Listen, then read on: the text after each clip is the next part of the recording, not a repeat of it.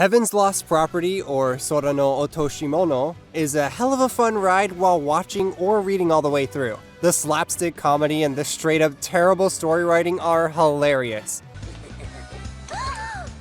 Anchors away! You hooked yet? Anyways, we ain't here to talk about the brownie points that Heaven's Lost Property anime earns with me. We're here to talk about the manga. Like every manga or book in general, many things were changed in the anime or just straight up cut out. If you don't want to get spoiled about what happens in the series, then go ahead and watch the anime and the movie adaptations. Don't quote me on that one about watching the movies though. While on the topic of the movies, why don't we talk about the first movie, which focuses on Kazane Hiyori's character arc. If you were like me, you finished both the first and the second season of the anime, and then you saw the reviews on the movies. And then you probably decided to not watch the movies because of said reviews. Of course, their reasonings for why they thought so are pretty understandable, but we'll talk about that later. Kazane Hiyori appeared briefly during episode 5 in the second season. Still, in the next episode, she's just simply pushed aside. I assume it's because of budget and time restraints that AIC Studio had to cut some parts and change some details in the story.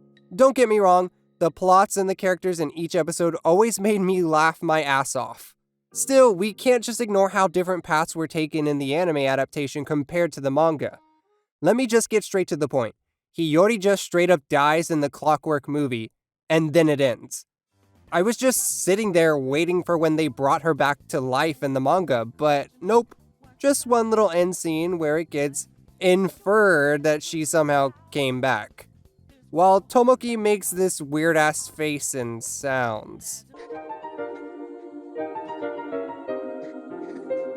Hiyori wasn't really one of the main characters like maybe Ikaros or Nymph was, but she frequently appeared for the rest of the manga. So why should you consider watching Clockwork and consider watching the second movie, Eternal My Master? You shouldn't. Just read the manga. The ending of the Eternal Master movie went completely anime original. It made sure that the Ikaros X Tomoki was certain. The art style changed because the film was created by a different studio. Many other people and I prefer the older art style. It was jarring to watch when they switched between the new and old styles when there were flashbacks to previous episodes. I'm not usually the type to read the manga. In fact, I've seen hundreds more anime than manga. However, the amount of pervertedness and violent humor is something that I really find funny and can relate to.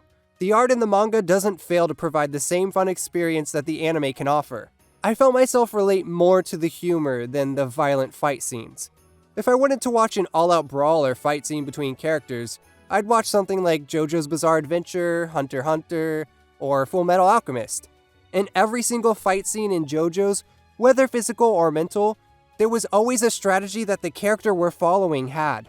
The risks built up the anxiety and made it exciting to find out what each character would do to get out of each situation. Heaven's Lost Property wouldn't be able to properly set up a scene where the main character could beat the shit out of a gorilla like JoJo's can.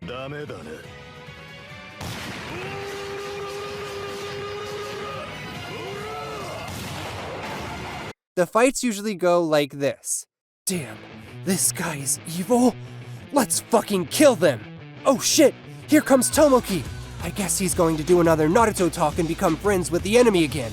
Then the fight, or just candid violence, ends. Alright, I guess we can really let the fights slide. Even though we consider series like JoJo's Bizarre Adventure or Berserk to be the definition of a man's anime, we can consider Heaven's Lost Property a man's anime in a different sense as well.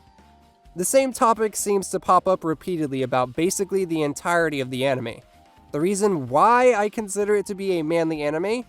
The ass and titties, bitch! While most women would instead prefer watching, yes, more romantic or high-quality anime such as Fruits Basket or Maid-sama, they would not, however, watch much, if at all, ecchi anime that pertain to precisely a male audience. My point is that the dominant consumers of this type of content are guys. The thing that I like most about the ecchi in the anime is that for most of those scenes, The creator tries to insert as much comedy around it as possible. Even the 2000s era violence equals funny shows up, and it works pretty well. I don't know. That's just my type of humor. Can we talk about the festivals that appear like 6 times? This can literally only be called anime logic. Like, bro, how in the hell does Tomoki and the gang stay the same age throughout multiple years of these festivals? When you do a recurring event, you've got to make it enjoyable. And it was. If I had to say which one was my favorite, I would have to say it was the one where they fish to grab the girls with the most enormous boobs. The bigger they are, the more points you get. You feel lucky, punk!